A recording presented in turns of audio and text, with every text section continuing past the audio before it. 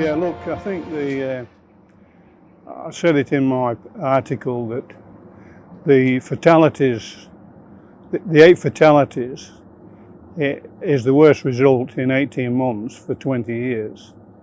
And I think what's even more concerning, if I'm concerned about this, what's more concerning is the fact that the 6 fatalities recorded in just over 12 months is really serious business. And the industry needs to take note of this and instead of business as usual, do something about it. We need to change the culture in our industry so that accident information flows freely with a no blame culture. That's the crisis. That's one of the most important reasons why I'm here today.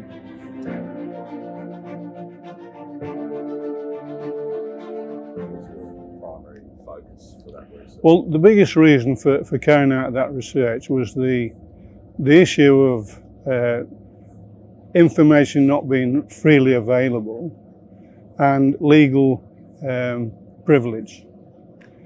Because where legal privilege is concerned, it does away with the free flow of accident information.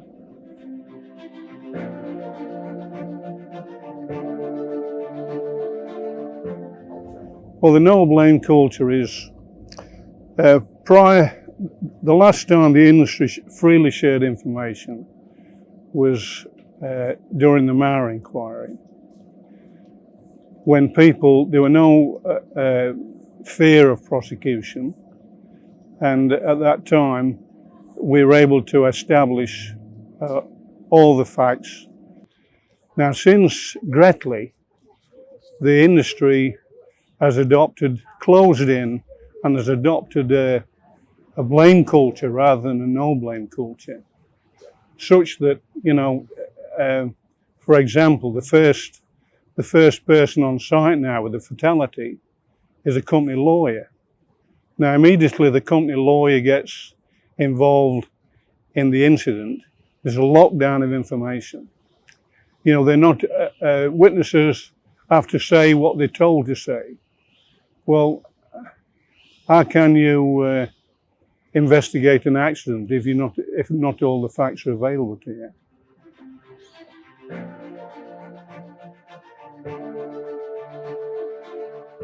Well, the problem is that if the people doing the accident investigation, if all the facts are not available, they can't put into place procedures and etc. that will prevent a recurrence. So it applies to all sides. The culture in our industry has to change. I mean, that's the most important. If I could stress anything today, that's the most important thing, and it needs to change with some vengeance.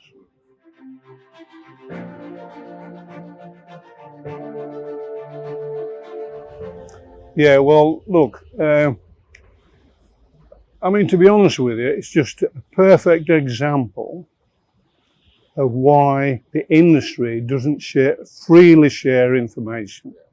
Now, here you've got a major safety conference in Queensland last year, and at the very last minute, 2 large companies that were prepared to give information about these incidents, they were stopped from doing so by their legal people.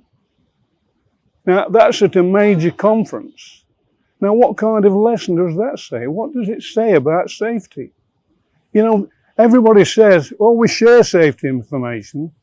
Well, if I could say to you that's bull, S-H-I-T, I shouldn't be saying that on this interview, but that's what it is, because we don't share it, we can't share it.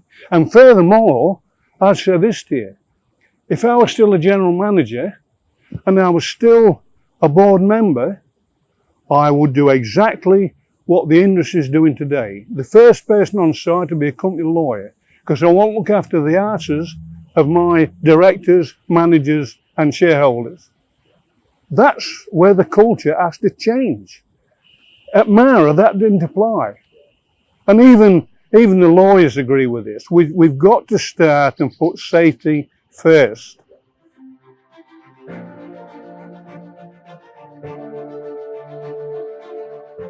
Well, the impact of it is such that people are not allowed to give an answer of their own. It's through the lawyer. So if the lawyers, I mean, after the Gretla thing, when the industry closed down, essentially in terms of accident investigation, that's when legal privilege became into its own.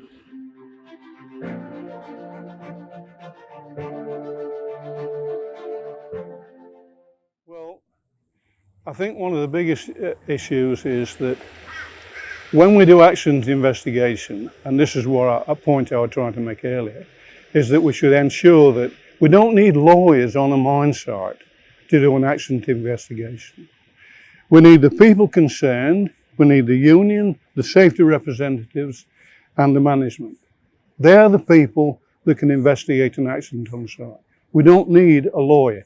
Once you get a lawyer involved, you've got legal privilege and everything else, and you don't get to the truth. The important thing about this is we need to get the truth out so we can prevent a recurrence of the accident.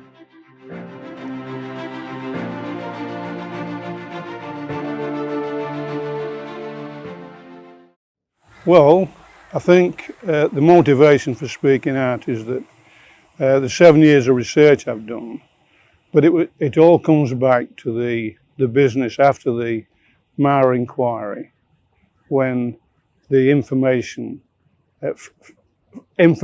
didn't flow freely because of a blame culture rather than a no blame culture.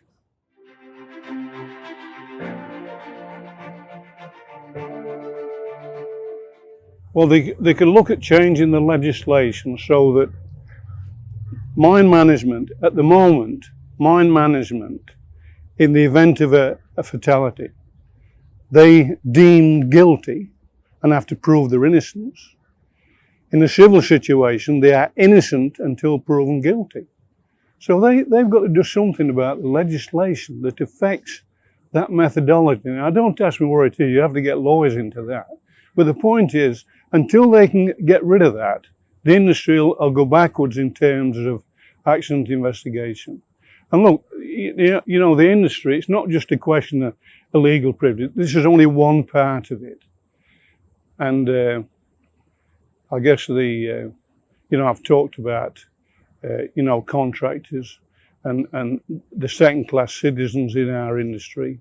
I mean, some are paid less than others and all this kind of business. The casualisation of the industry. They're important things. And of course, the other main ingredient is that, if you're permanent employees, you put so much effort into their training and so that they understand your philosophy and the industry philosophy. Now, a lot of these smaller contractors are not able to do that. And it's not because they don't want to try, it's very difficult for them.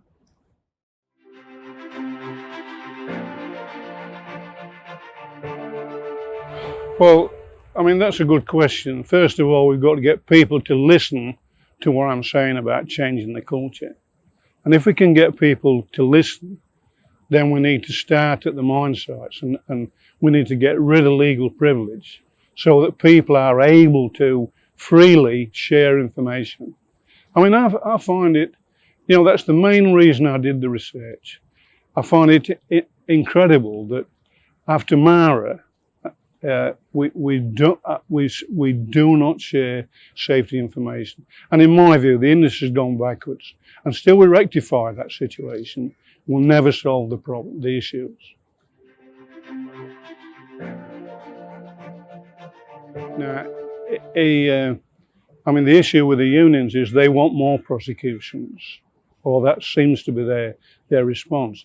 The industry's talking about the manslaughter legislation that will push a no blame culture further away instead of closer.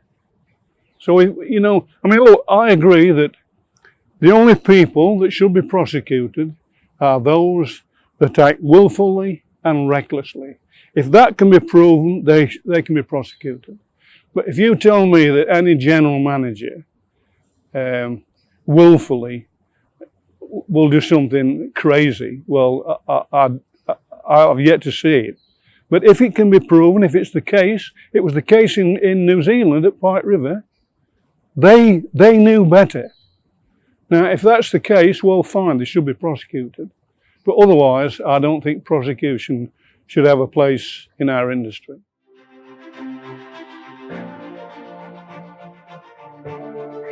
Look, it can play a role, but the guy at the top he's got to lead it from the top with all his people, not talk about it. There's too many people in our industry talk about it, but don't practice it. So they need to make sure that they lead from the top and they talk about the issues that are concerned. And they listen to what people have got to say. Now, a lot of contractors can't say anything because they might lose their job. Now, is that the kind of industry we want? I don't think it is.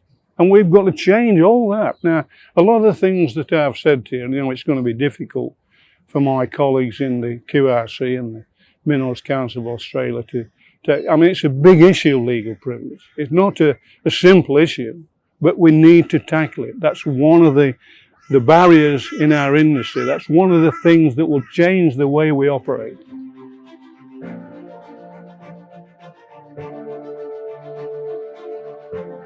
Before I spoke to you and before I had this interview, all the information that I've talked to you about is well and truly passed on to the QRC and the Minerals Council of Australia. I've spent a lot of time doing that to make sure that my colleagues, my former colleagues, have got the right information up front.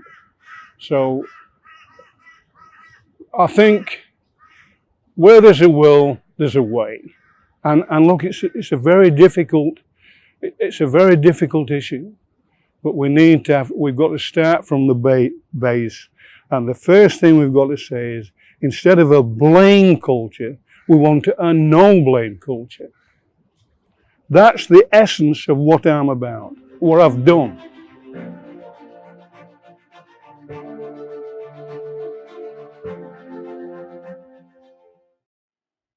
Very frustrated because we had, when I was with Shell, and then Anglo, our safety performances, certainly the mines our way, but was very good.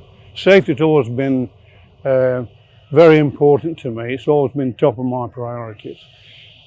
If you've got a safe workplace, good housekeeping, all those things, you've got a productive workplace. And I've practiced that for many, many years.